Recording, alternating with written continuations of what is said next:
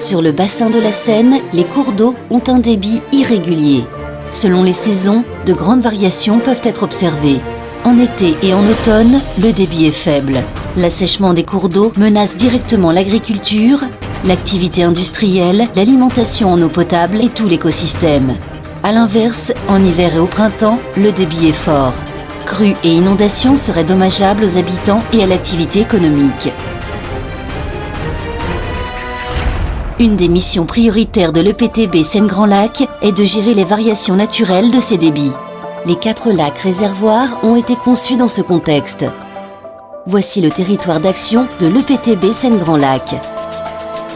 Voyons en détail le fonctionnement des lacs réservoirs. Une partie de l'eau des rivières est dérivée en hiver et au printemps pour être stockée dans les lacs réservoirs. C'est la phase de remplissage.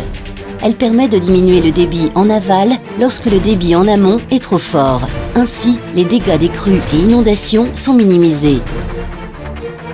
La réserve stockée est rendue aux rivières en été et en automne en vue de maintenir un débit suffisant pour les différents usages. C'est la phase de restitution. Elle permet d'augmenter le débit des rivières en aval, ainsi les effets de la sécheresse sont largement réduits.